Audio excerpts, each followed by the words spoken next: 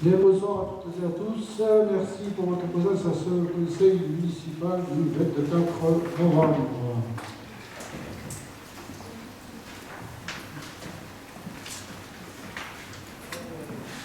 Avec à l'ordre du jour, on aura des approbations de compte rendu de la séance du 16 octobre.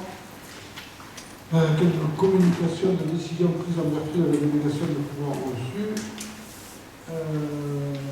Approbation du règlement intérieur, de l'urbanisme, avec les ventes de l'eau, les derniers mots de l'officiellement de la verrerie, une dénomination de voirie communale, le traditionnel modification du tableau des effectifs du personnel et la convention de mise à disposition du personnel au prix de l'office de tourisme intercommunal.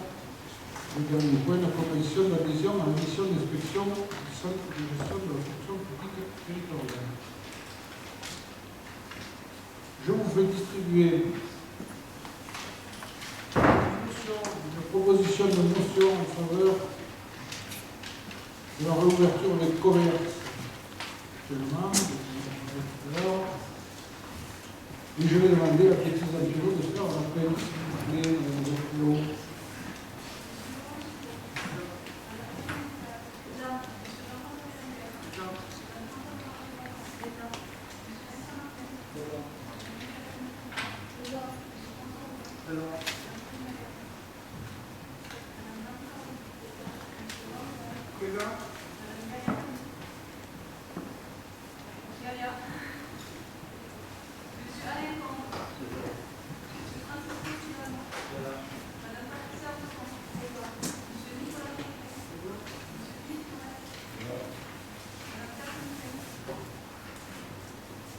Monsieur Thierry Jacques.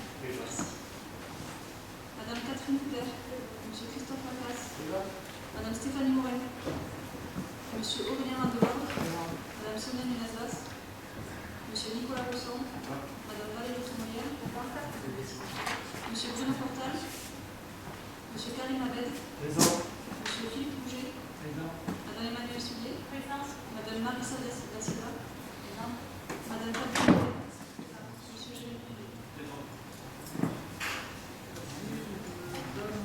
Je détiens les pouvoirs de Bruno Portal pour Madame Hierle, de Madame Catherine Thuel pour Madame Catherine Couder, de Madame Stéphanie Morin pour Madame Betty Zampiro et de Madame Sonia Nunez-Vaz pour Monsieur Aurélien Vandevort. Donc, cet projet de motion a été distribué. Donc, je vais vous en donner lecture. C'est exactement le même texte qui est de la date notamment de la collectivité, puisqu'on a déjà libéré le conseil communautaire de la semaine passée. Une proposition de motion à faveur de la motion.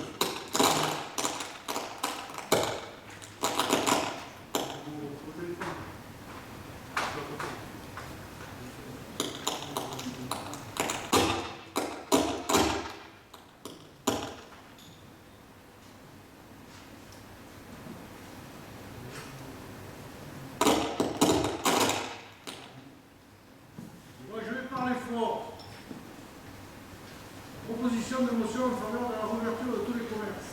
La lutte contre la pandémie Covid-19 doit être la priorité nationale et elle implique nécessairement des sacrifices pour chacun. Des mesures ont été prises. Pour ce deuxième confinement, les commerces dits essentiels ont pu ouvrir leurs portes selon une liste établie et les commerces dits non essentiels ont été autorisés à fonctionner seulement grâce au système de livraison et de click and collect. Les notions de commerce dit essentiel et non essentiel interpellent les Français car elles touchent à des besoins personnels, donc subjectifs. Considérant que ces acteurs ont déjà payé le prix fort lors du premier confinement et qu'ils ont depuis réalisé d'importants efforts et investissements pour garantir l'accueil de leurs clients dans le respect d'un protocole sanitaire strict et sécurisé, considérant qu'aujourd'hui le risque de contamination n'est pas plus élevé dans un petit commerce avec des mesures sanitaires mises en place que dans les grandes surfaces qui accueillent beaucoup de monde, considérant que l'annonce récente de fermer les rayons des supermarchés et hypermarchés proposant des produits dits non essentiels produits culturels, vêtements, n'est pas la solution tout en opposant les secteurs entre eux. Considérant que ces commerces sont victimes d'une concurrence déloyale face aux grandes plateformes numériques qui se sont déjà enrichies pendant le premier confinement, qui ne créent pas d'emplois, ou très peu, sur nos territoires et qui pour certaines ne paient pas d'impôts ou très peu en France. Considérant que pour certaines, la période des fêtes de fin d'année représente la part la plus importante, voire vitale du chiffre d'affaires de l'année, que les années publiques ne peuvent compenser, considérant qu'ils ont fait preuve d'une volonté d'adaptation et d'innovation exemplaire, considérant que leur capacité de résilience atteint aujourd'hui ses limites. Il vous est proposé, dans cette séance du Conseil municipal du 24 novembre 2020, de réaffirmer notre solidarité et soutien au commerce de proximité, acteur de la vie économique, avec de nombreux emplois à la clé, d'apporter notre appui financier aux initiatives locales en partenariat avec l'ensemble des acteurs, de proposer d'anticiper le futur droit à la différenciation qui est inscrit dans le projet de loi 3D, et proposer que compétences soient données au tandem éphémère pour adapter les décisions prises pour les métropoles et les zones denses au contexte local. De demander pour moi de la réouverture de tous les commerces d'ici la fin novembre avec la mise en œuvre de règles et d'un protocole sanitaire adapté. Voilà pour ce projet de motion. Je vous invite, ceux qui veulent prendre la parole, à me dire qui c'est qui veut prendre la parole. Pouget, Madame Emmanuelle Soulier, Monsieur Christophe Lacasse. Allez-y, Monsieur Pouget.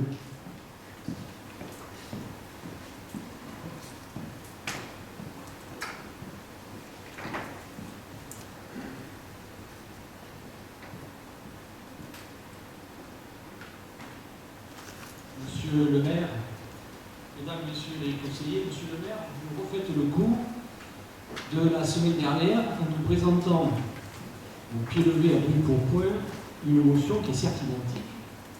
Et je rapproche l'intervention du président de la République dans quelques minutes, peut-être de votre décision d'avancer ce conseil municipal pour lui couper l'herbe sous le pied.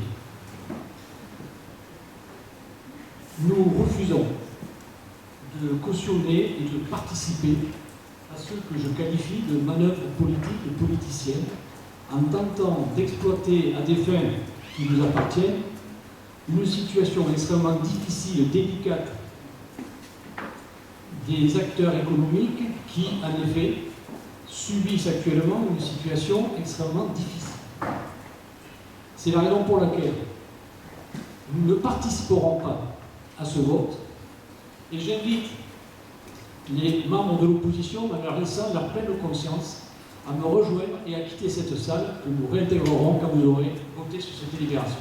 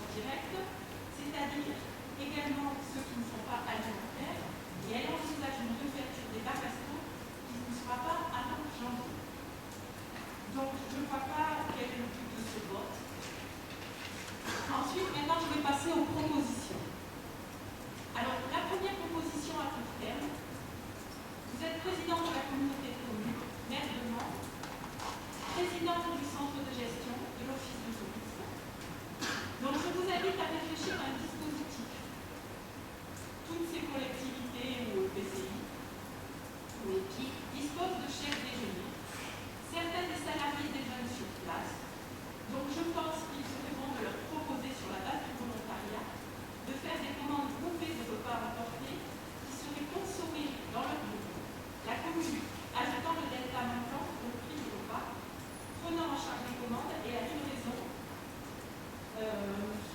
verrites locales et peut-être le proposer aux autres collectivités.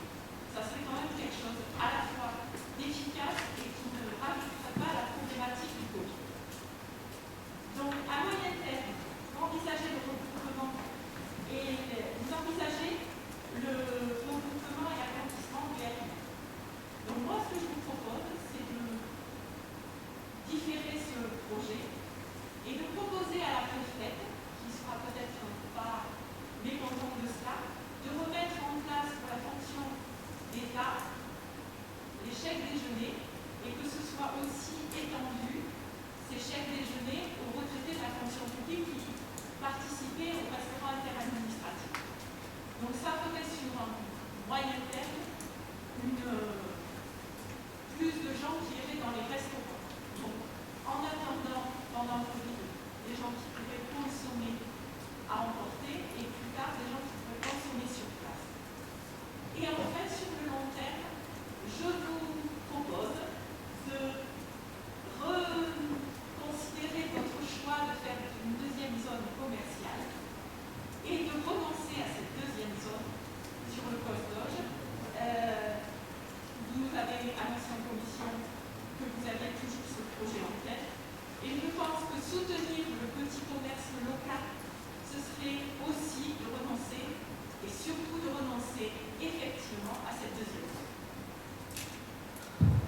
Madame Soulier, monsieur Lacasse. Moi, je voulais simplement vous remercier, monsieur le maire, par votre proposition de motion en faveur de nos commerçants. Merci, monsieur Lacasse. Je voulais simplement dire que sur ma proposition, la semaine passée, le conseil départemental, une petite motion a été prise à l'unanimité, c'est depuis la discussion. Là, je vois qu'on m'accuse de vouloir faire de la politique politicienne. Je me demande qui c'est qui fait de la politique politicienne. Moi, je soutiens le commerce local. Je crois que le commerce local a assez souffert. Souffre. Vous l'avez dit, madame Soulier, au centre-ville, c'est dur d'être commerçant. C'est pas dur d'aujourd'hui, c'est pas dur depuis la crise, c'est dur avant. Et la crise fait qu'accentuer les choses. Et ce sera encore plus dur après.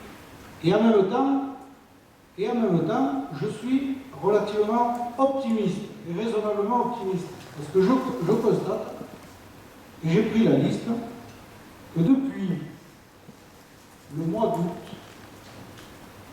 nous avons, si je ne me trompe pas, 9 commerces qui ont ouvert.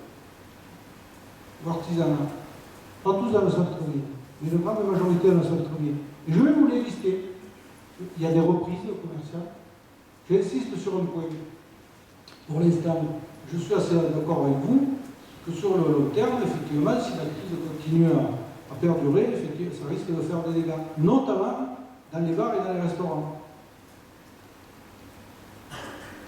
Et j'insiste sur un point, depuis le début de la crise, il n'y a pas eu de fermeture de commerce, amende, artisanat, amende, liée directement à la crise sanitaire. Il n'y a pas eu, à ma connaissance, hier on était en assemblée générale de la CCI, la Chambre de commerce, ça a été dit par moi, par le responsable de la préfète, le directeur de la directe, il n'y a pas eu de licenciement, amende dans les entreprises directement liées à la crise. Il ne faut pas s'en satisfaire, mais il faut quand même poser les constats. Et je vous disais à l'instant qu'il y avait des commerces qui ont ouvert. Oui, il y a des commerces qui ont ouvert pendant la crise, des commerces qu'on n'avait pas sur le centre-ville. Ludovic Pellegrini, le cordonnier, qui avait bénéficié de sa victoire à mon centre-ville en incroyable talent. Mu et ses pots, qui vient d'ouvrir à la rue droite. Boulevard d'été, qui a aussi qui vient d'être repris. Torilla est enfermé. Et Boulevard d'été qui a ouvert la semaine dernière, là, et qui est en face de lui aussi, qui a refait tout son magasin. D'ailleurs, c'est très joli, je vous invite à y aller. Qui va ouvrir Lily Puce, une nouvelle crêperie, un lieu et place de l'ancienne, qui avait fermé au moment du confinement. Carlilia,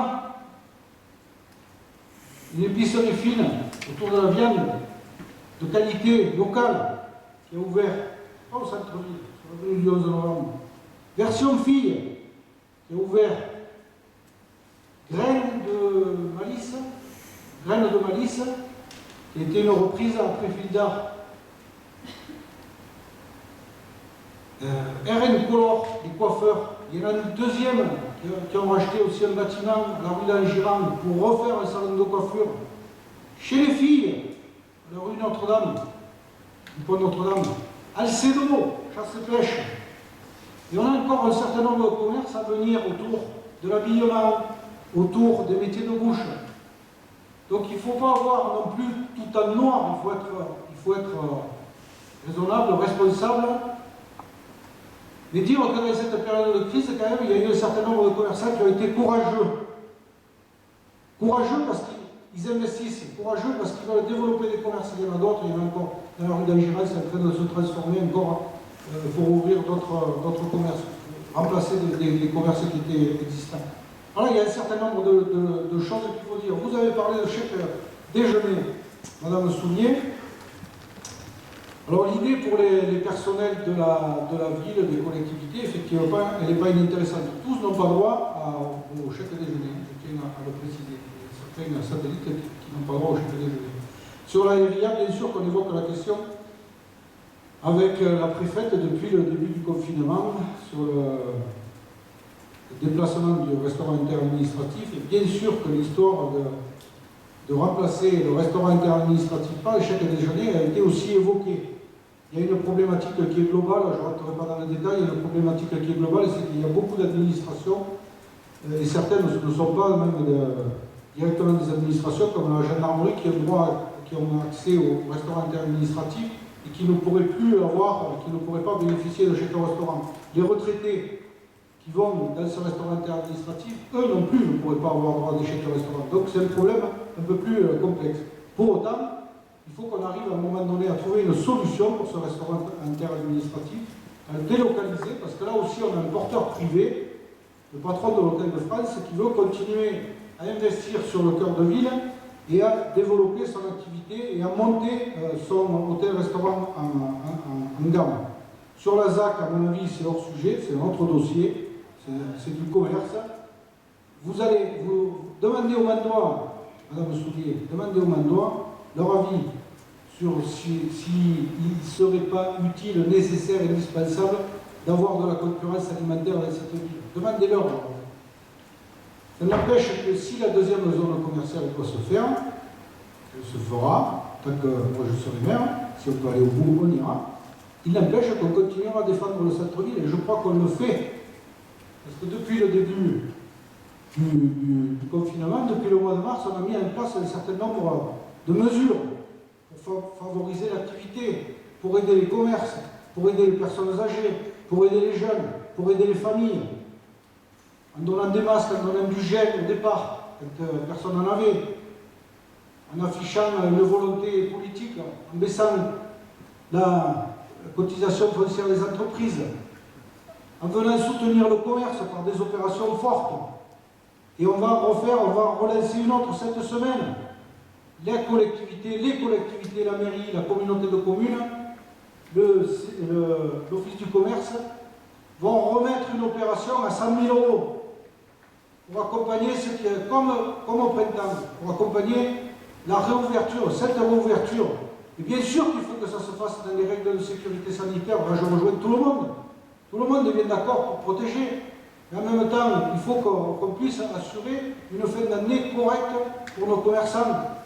Et donc oui, contrairement à M. Pouget qui la semaine dernière nous déclarait que toutes les études en France montraient, je regrette qu'ils ne soient pas là, mais ils doivent m'entendre quand même parce que je parle assez fort, que toutes les études en France montraient que le virus y circulait activement dans les bars et dans les restaurants, je leur invite aujourd'hui à aller voir les patrons de bars et de restaurants. Je ne suis pas certain qu'ils soient d'accord avec ça. Il y a des mesures de sécurité qui ont été prises partout. Tout le monde a fait des efforts. Et la deuxième vague, on ne la prend pas au mois d'août. Alors que c'est là où il y a le plus de monde. On ne la prend pas au mois de juillet, alors que c'est là où il y a le plus de monde. La deuxième vague, on la prend au 10 octobre. Donc c'est pas lié au fait qu'on ait eu du monde pendant l'été, contrairement à ce que je peux lire ou entendre à droite et à gauche. Et je réfute le fait que les bars et les restaurants seraient responsables de la contamination en Mende et en Lozère. J'insiste sur 2 points complémentaires. Vous m'avez parlé de l'hôpital, mais je ne me rappelle plus pourquoi on en souvient. Je vous ai dit que, est-ce que la décision que vous preniez maintenant, vous la preniez Ah non, je seulement la prends en tant que maire. en tant que maire, mais est-ce que vous avez conscience qu'il y a quand même toujours des gros problèmes actuellement à l'hôpital par rapport à la population qui est touchée par le Covid? J'entends l'évolution à l'hôpital est plutôt favorable sur les 10 derniers jours. On a une baisse sensible quand même du nombre de gens hospitalisés en Lozère. Et aussi un nombre qui a été divisé par 2, le nombre de cas en réanimation. Dans la cellule de réanimation de l'hôpital, il n'y a pas que des cas Covid. Donc l'effet de la deuxième vague, le pic de la deuxième vague a été atteint il y a déjà une bonne dizaine de jours pour moi à Mende et en Lozère. Voilà ce que je pouvais vous dire et je vais mettre donc aux voix ce projet de motion. Alors, est-ce qu'il y a des oppositions? Une. Des abstentions? Tous les autres sont favorables. Je vous remercie. Nous allons revenir à l'ordre du jour.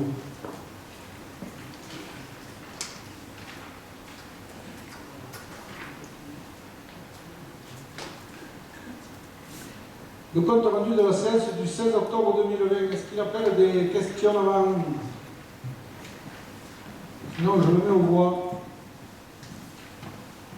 Est-ce qu'il y a des oppositions? Des abstentions? Donc, l'opposition qui s'abstient et la majorité qui vote pour, j'imagine. Je vous remercie. Les communications des décisions prises en vertu de la délégation de pouvoir reçu.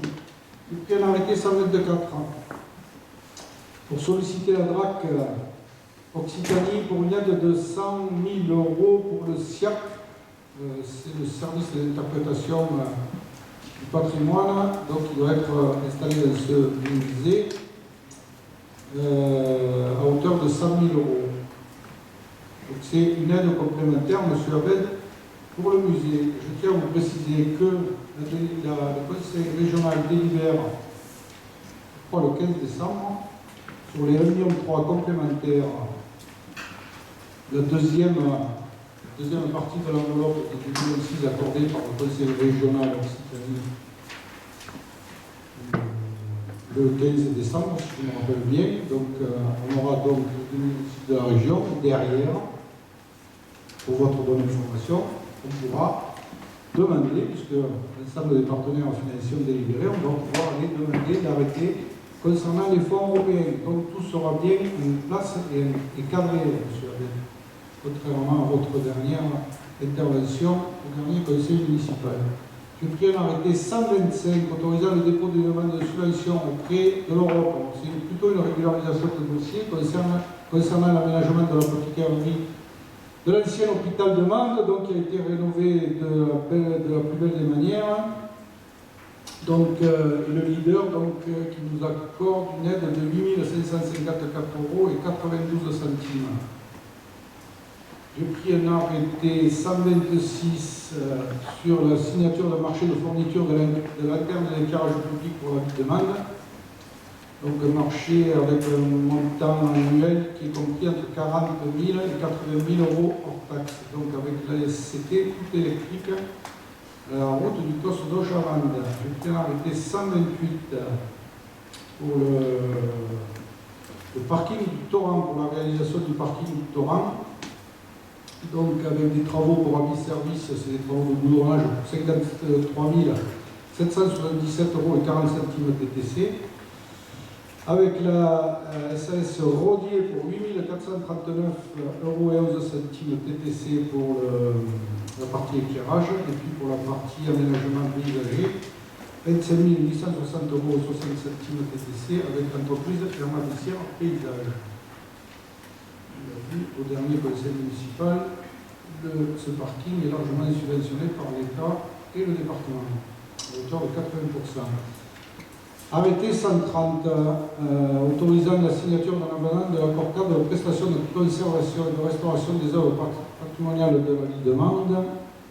donc pour divers lots, peinture, bois peint, céramique, œuvres sur papier, encadrement, menuiserie et ébénisterie d'art, ossements, textile, photographie, métal et lapidaire. Donc Guillot s'est arrêté et approuvé un avenant numéro 1 à passer avec le groupement d'entreprise SARL La Pierre au Carré, qui est co-traitant avec Alessandro Ngo demeurant Archéomède, 17 chemin de Séverin à Arles, pour le lot 10. J'ai pris un arrêté modifiant, suite à l'épisode Covid, modifiant les tarifs de la saison culturelle 2020-2021. Voilà, je vous propose de passer au point numéro 1 de l'ordre du jour, qui est l'approbation du règlement intérieur. Donc vous avez reçu ce règlement intérieur, qui bien sûr en grande partie reprend un certain nombre d'articles du Code général des collectivités territoriales et qui précise un certain nombre d'éléments sur ces articles pour l'adapter à la configuration de notre collectivité.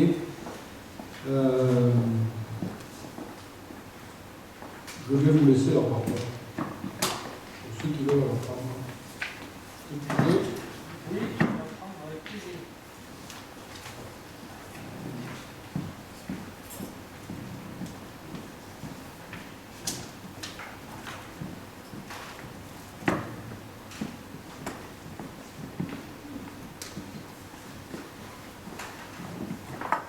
Oui, monsieur le maire, je prends la parole avec plaisir parce que j'ai lu avec attention ce règlement intérieur qui comporte certes, et pour grande part, une reprise des mentions précédentes, qui est incluse dans le règlement intérieur 2014, mais il y en a d'autres qui m'inquiètent et derrière lesquelles je vois une volonté claire et manifeste de museler l'opposition en limitant son droit.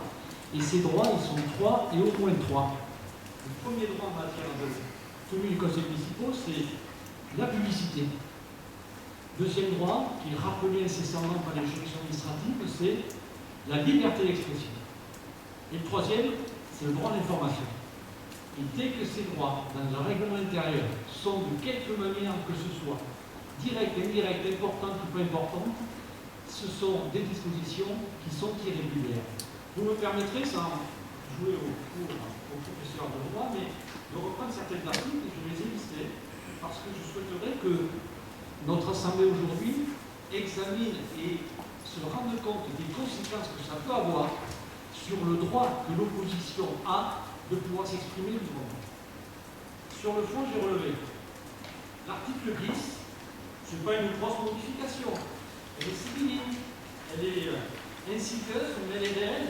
Vous avez limité le droit de l'opposition à prendre la parole après que vous l'ayez invité à conclure à 2 minutes. En 2014, c'était 3. Peut-être que dans une prochaine mandature, ça sera 2 ou ça sera 1. Je trouve qu'effectivement, le principe même de limiter par principe le droit à la parole de l'opposition, c'est irrégulier, et là aussi, les tribunaux, effectivement, le contestent. L'article 13 aussi m'interpelle un peu parce que vous vous donnez la possibilité de limiter les droits à la parole à un intervenant par groupe. Ça aussi, ça ne me semble pas très juste et très respectueux du droit que nous avons, nous, l'opposition, à nous exprimer aussi nombreux que nous sommes.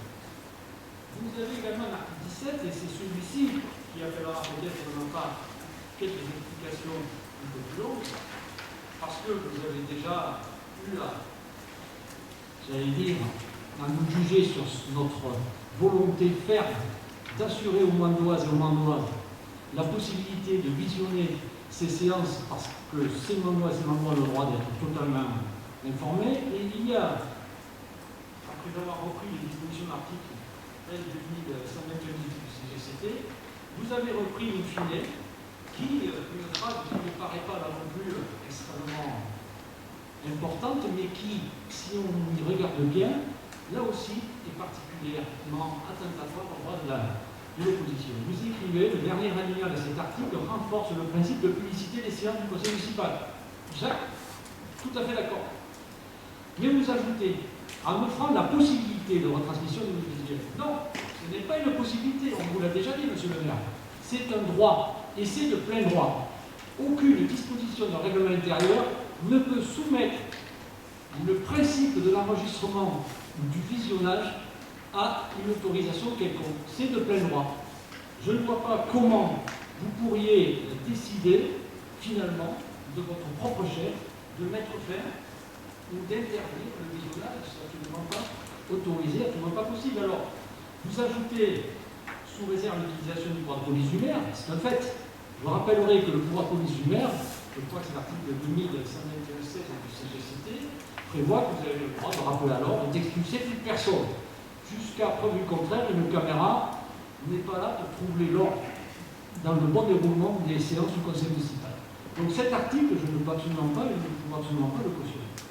Et je vais continuer, puisqu'il y en a ensuite une autre qui m'inquiète quelque peu, c'est l'article 25. Vous demandez à ce que vous soyez informés par écrit de la décision de telle ou telle personne, de tel groupe, de quitter ce groupe.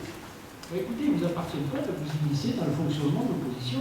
Nous sommes tous dans l'opposition élus sur une même liste. Nous avons, et vous l'avez compris tout à l'heure, une liberté de parole, et je ne suis pas un sergent-chef. Chacun vote comme il entend sur les sujets qui traitent la discussion. Je ne vois pas comment les élus d'opposition devraient vous tenir informés de toute la réunion, à la limite de toutes leurs décisions, de ceux qui peut éventuellement se produire s'ils veulent quitter le groupe. Et je terminerai parce que vous ne m'avez pas encore demandé, mais j'ai le droit à 3 minutes. Il n'est pas encore appliqué le règlement, je bénéficie encore du règlement précédent qui prévoyait 3 minutes pour conclure. Mais il y a un dernier élément en effet qui m'interpelle, c'est l'article 26. Alors, ce n'est pas de votre chef, monsieur le maire, je le reconnais, puisque cet article 26 reprend quasiment l'extenso l'article précédent. Vous listez au sein de cet article une possibilité qui est donnée au maire d'avoir un regard sur les écrits de l'opposition qui sont intégrés au journal municipal. Là aussi, c'est irrégulier. C'est irrégulier dans le sens où l'opposition a un droit absolu à la libre expression comme tout un chacun. Que le maire exerce le droit de police, c'est normal. Dès qu'il y a un trouble à l'ordre, c'est normal. Simplement, c'est sous sa responsabilité que l'opposition ensuite fait publier les propos. Si tel ou tel estime que ces propos sont injurieux, diffamatoires, il y a des voies de droit commun pour ça. Mais il n'appartient pas à l'autorité municipale, a priori, de venir censurer les propos qui vont être tenus dans le cadre du journal municipal. C'est la raison pour laquelle, en l'état, je terminerai par là, parce que j'estime que le règlement intérieur, c'est finalement une œuvre commune. C'est une œuvre qui nous permet de débattre sereinement, sans être d'accord. Vous avez bien compris qu'on est rarement avec nous. Et quand on doit voter pour, on est. Les 3/4, on ne peut pas dire les 90% des délibérations que vous soumettez, nous les votons. Mais j'aurais aimé, et nous aurions aimé, que, avant que vous vous mettiez, que vous nous proposiez, finalement, sans aucune discussion possible sur le règlement intérieur, il aurait peut-être été, nous semble-t-il, de bonne politique, de bonne ouverture, qu'on en discute avant, parce que ces problèmes-là nous auraient soulevé. En l'état de cette exigence que vous demandez d'approuver ou de rejeter, au regard des explications que vous donnez, je ne vois pas d'autre solution pour nous que de rejeter sur le règlement intérieur. Et nous nous réservons bien entendu la possibilité, vous donnez tout de suite, administrative ou besoin contentieux, parce que vous savez, il s'agit d'un acte qui peut être directement attaqué, notamment la délibération. Merci. J'ai plus de micro, je parle. Vous êtes dans une posture depuis 6 mois, vous n'avez changé de pas, c'est bien, vous êtes sur le règlement intérieur. Vous semblez dire que le règlement intérieur, il est fait uniquement, il est uniquement écrit pour museler l'opposition. C'est pas ça un règlement intérieur, monsieur. C'est pas ça un règlement intérieur. Le règlement intérieur, ça règle toutes les problématiques de conseil municipal, de l'ensemble du conseil municipal. Et puis vous semblez, vous avez une certaine interprétation, vous utilisez des mots toujours qui semblent à votre... donnerait l'impression que le maire Leman voudrait à tout prix vous museler la parole, vous empêcher de parler, vous empêcher de vous exprimer. Et je peux pas admettre ça. C'est pas possible. Sur l'article 25, vous faites votre propre interprétation de parole. Sur l'article 10, vous faites votre propre interprétation. Je vais le lire. Vous allez être d'accord. ordinaire, la parole est donnée, c'est le titre de l'article, la parole est donnée par le maire aux membres du conseil municipal qui le demande. Aucun membre du conseil municipal ne peut parler sans avoir demandé la parole au maire et l'avoir obtenu. Ça me semble normal.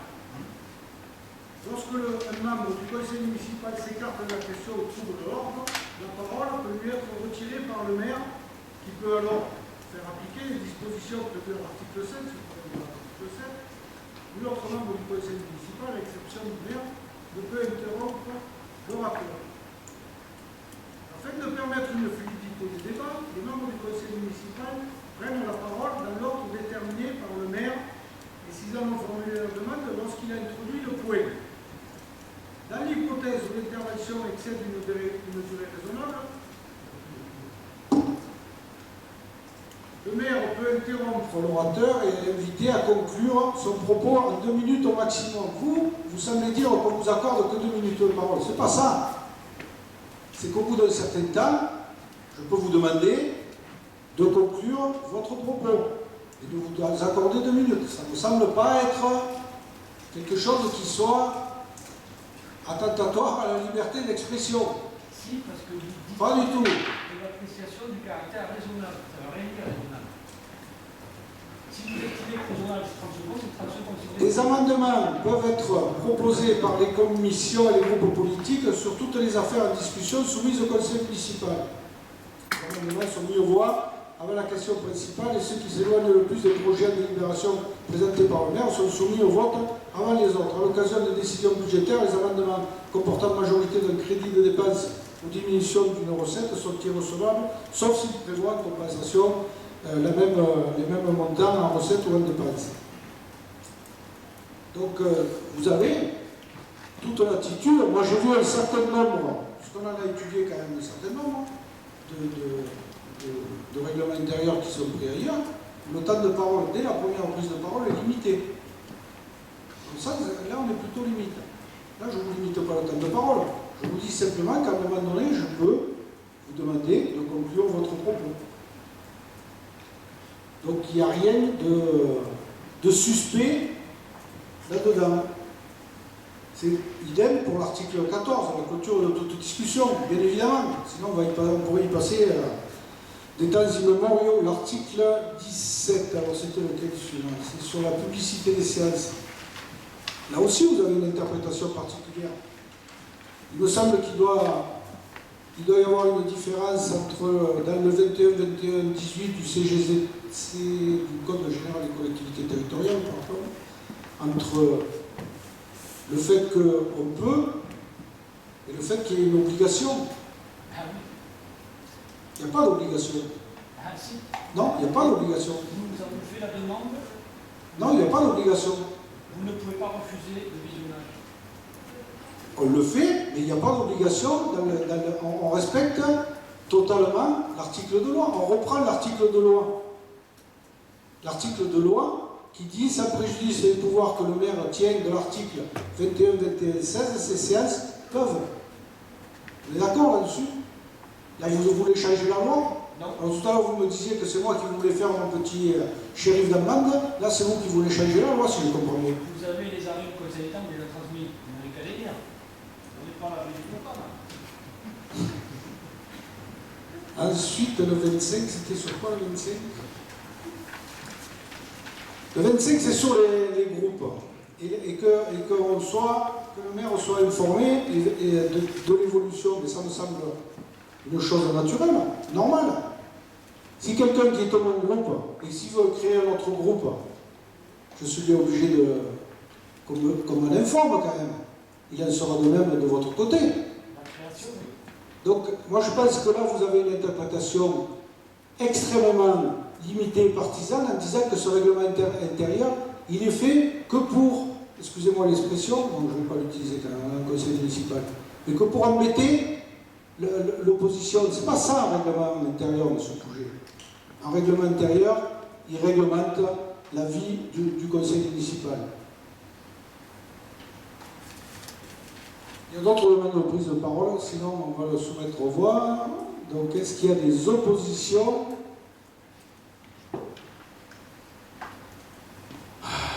4, 5. Des abstentions? Une. Les autres sont favorables. Je vous remercie. Sur l'urbanisme, Madame Bourgade, concernant la vote, les Hauts de la Bergerie. Merci. Donc, on a déjà délibéré à plusieurs reprises. Le prix a été fixé à la bergerie à 90 € le mètre carré de taxe. Donc, aujourd'hui, il y a une personne, enfin, un couple et la société Polygone qui se portent acquéreurs des lots restants. Donc, le lot 5, c'est M. Sébastien Hermé et Mme Christelle Lagogne, 520 mètres carrés. Et les lots 7, 8 et 20, c'est Polygone qui se porte acquéreur pour l'ensemble de ces 3 lots. Donc il vous est proposé de décider la vente des lots à 90 € le mètre carré et d'autoriser M. le maire à recevoir l'acte de cession et d'intervenir à l'office notarial à la vente, c'est à l'école du maire. Merci Madame Bourgade. Donc juste une précision. Donc normalement à l'issue de cette délibération, on n'aura plus de l'eau. Alors normalement, parce qu'il y a toujours des gens des fois qui réservent, et qui ne vont pas au bout de leur projet, soit parce que les banques ne suivent pas, soit parce qu'ils ont changé d'idée. Je voulais apporter une précision concernant les ventes à Polygone. On est dans la même logique que les ventes qu'on avait fait l'année dernière sur 10 lots, qui sont de l'accession sociale à la propriété, qui me semble un dispositif particulièrement adapté. Il y a beaucoup de demandes. Les 10 lots qu'ils ont proposés, ils ont trouvé preneur, et donc ils ont besoin, ils nous ont même sollicité la semaine dernière, dans le cadre de création de nouveaux lotissements, de pouvoir faire, suivant la grandeur du lotissement, 1, 2, 3, 4, 5 réservations pour justement faire de l'accession sociale. L'accession sociale permettant souvent à des jeunes couples qui ont les moyens qu'ils ont, mais pas forcément beaucoup d'avance, qui n'ont pas beaucoup de trésorerie. Les banques sont toujours frileuses, notamment en période de crise, et que ça leur permet d'aller en premier investissement et donc de réaliser une première opération. Donc ça me semble particulièrement pertinent. Simplement pour vous dire que sur ces projets de lotissement, donc les travaux sur la partie Val-Croze, les hauts de Val-Croze, donc lotissement de 9 lots, sont bien avancés maintenant, que les ventes vont pouvoir avoir lieu dans le courant du printemps, qu'on va avoir, on a une bonne quinzaine de demandes de mémoire, Jean-Luc, il me semble. C'est ça, un peu plus même. Et donc du coup, on attaque aussi un autre nouveau lotissement donc, sur le Deves, derrière le Boulen, de 25 lots, donc qui seront opérationnels dans les meilleurs délais, début 2022, quelque chose comme ça.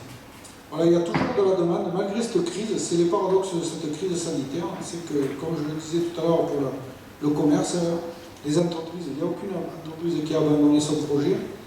Et en termes d'habitants, on voit bien qu'il y a quand même de l'appétence, il y a des gens qui ont envie de construire leur propre bien. On sait bien que la pierre, c'est une valeur refuge en période de crise. Et là, ça le montre particulièrement. Il y a des lotissements privés aussi qui ont vu le jour dans la ville. Et donc, il y a un développement certain et c'est très bien ici. Est-ce qu'il y a des demandes de prise de parole? Madame Soulier.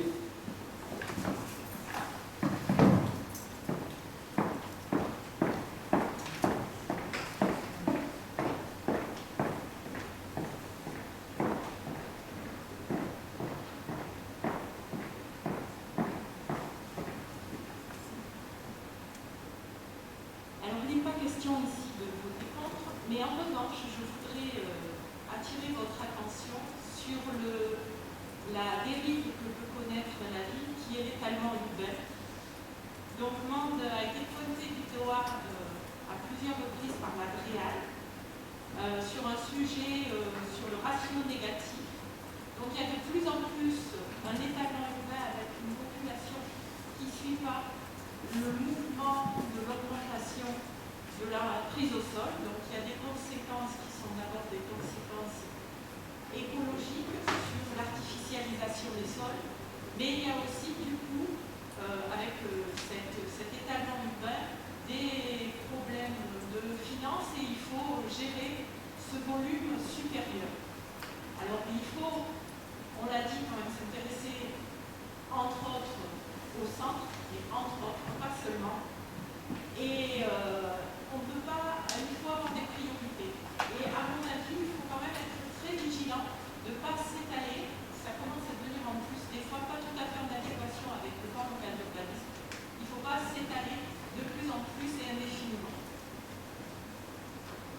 Je ne sais plus quel paramètre vous avez évoqué, mais je pense qu'on a un PLU,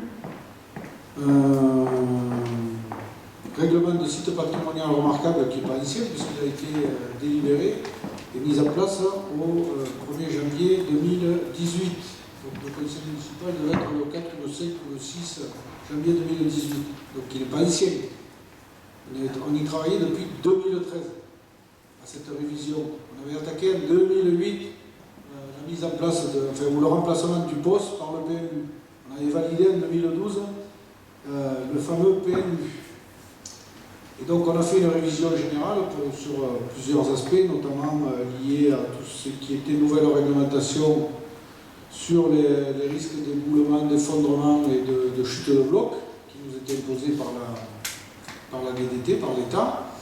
Et on s'était mis aussi en conformité avec Grenelle, la loi Allure, et donc tout ce qui concerne effectivement ce que vous soulignez, Madame le Soulier, sur la consommation d'espace. Donc on a un document qui a quand même été étudié largement, qui à mon avis a une durée de vie, je le dis toujours, qui est encore d'une quinzaine d'années, qui nous permet d'organiser l'urbanisation de la ville, donc avec un certain nombre de zones, qui sont certaines prévues à vocation économique, d'autres plutôt à vocation d'habitat. Et on a la DREAL qui a validé, la DDT qui a validé, on a les agriculteurs qui ont validé. Tout le monde a été autour de la table, tout le monde a discuté sur effectivement notre projet qui consomme sur les 15 prochaines années une centaine d'hectares. Alors, moi j'entends la petite musique qui vient de Paris et qui nous dit depuis quelque temps qu'il faut aller vers une zéro artificialisation en 2040. J'entends ça, sur les grands centres urbains, sur l'étalement urbain. Mais si nous, ici, dans la ruralité, dans l'hyper-ruralité, si on n'a pas le droit de prendre quelques hectares pour se développer, ou quelques dizaines d'hectares pour organiser notre développement, on peut enterrer Mende, on peut enterrer la Lozère. C'est pas... On est dans des considérations qui pour moi sont complètement différentes. C'est-à-dire qu'à Paris, bien souvent, malheureusement, la représentation publique, elle se fait par rapport à l'urbanité, donc au grand pôle, et les lois sont adaptées en regard de ces pôles urbains. Et donc la loi doit s'appliquer partout, et donc elle doit s'appliquer, mais je trouve que pour nos territoires, et si on ne peut pas installer un petit peu, développer un petit peu d'activité économique, eh bien, la messe sera vite dite. Alors là, ce n'est pas qu'une question d'activité économique. Par ailleurs, le rapport de la DREAL dont je fais état, c'est un rapport qui concerne seulement toutes les communes et communautés d'Occitanie. Et il y a des communes et des communautés qui sont hyper rurales dans ce territoire aussi. Et les seuls qui ont été pointés du doigt, donc on a d'autres départements qui ont les mêmes problématiques, les seuls qui sont pointés du doigt, on fait parmi on est en rouge sang sur ce schéma. Donc c'est juste, j'attire votre attention. Alors, ils nous ont validé en 2018 pour nous pointer du doigt et nous mettre en rouge en 2019. Je vous transmettrai le document. Ça paraît curieux et surprenant. Enfin, en tous les cas, pour ce qui me concerne, je continuerai à essayer de développer le centre-ville en accompagnant, on l'a vu l'autre jour au conseil communautaire, on a aidé 3 artisans commerçants avec des petites subventions, et des petites subventions qui en appellent d'autres, notamment de l'Europe. On continuera à faire ça, on continuera à chaque fois qu'on aura la possibilité et que ça sera l'intérêt général d'acquérir des biens pour les remembrer, pour faire des commerces plus grands, pour faire des appartements peut-être plus spacieux, mieux isolés, comme le font certains privés. D'ailleurs, il y a des privés qui investissent sur le centre-ville aussi. Et je pense qu'on fait le job, parce qu'on fait le musée, parce qu'on a fait l'ancienne pharmacie, parce qu'on est en train de rénover la chapelle des pénitents, parce que demain on va travailler sur l'îlot de la synagogue, parce qu'on va travailler sur la maison Ponce. Voilà. Donc on fait le job, y compris pour le centre-ville. Est-ce qu'il y a des oppositions du coup à ces ventes? Est-ce qu'il y a des abstentions? C'est unanimité. Ravi, je vous en remercie. Le point numéro 3, c'est la domination des voiries communales. Monsieur Berenguel.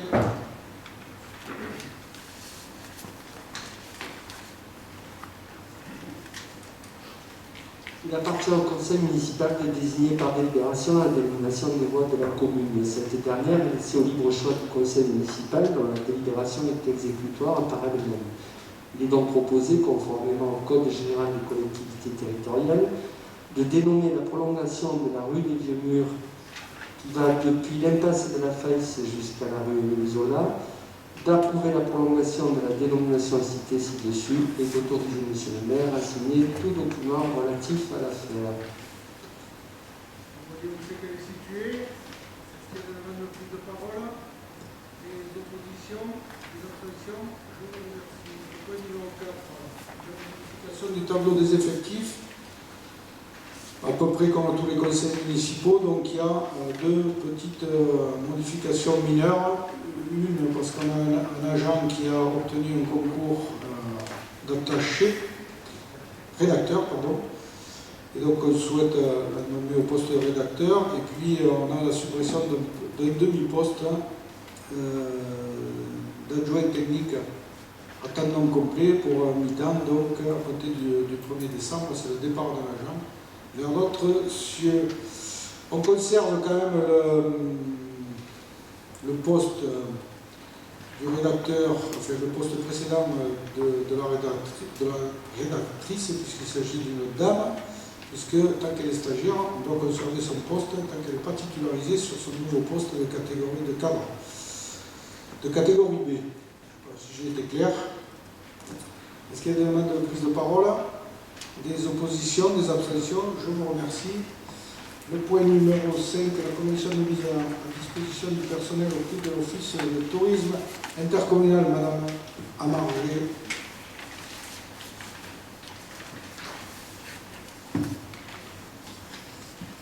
Donc, conformément à l'article 1 du décret 2008-580 du 18 juin 2008 relatif à la mise à disposition, l'organe délibérant est informé préalablement de la mise à disposition d'un agent faisant partie de ses effectifs. Un fonctionnaire titulaire est mis à disposition de l'Office de tourisme intercommunal à compter du 1er janvier 2021 pour une durée de 3 ans pour y exercer un temps partiel, à mi-temps, les fonctions de gestionnaire en finances et ressources humaines.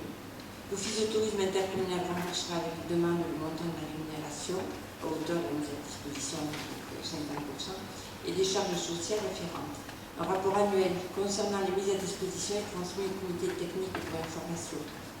Donc il est proposé d'adopter les termes de la convention de mise à disposition conclue entre la ville de Mende et l'OTI, d'autoriser M. le maire à signer cette convention qui est jointe en annexe et de donner au maire tout pouvoir pour la mise en œuvre. Merci, Madame Amargé, Brageon. Donc c'est un poste, cette mise à disposition, elle est ancienne. On remonte déjà un certain nombre d'années. Donc c'est le comptable qui assure la gestion financière de l'Office du tourisme. Est-ce qu'il y a des demandes de prise de parole, des oppositions, des abstentions? Je vous remercie.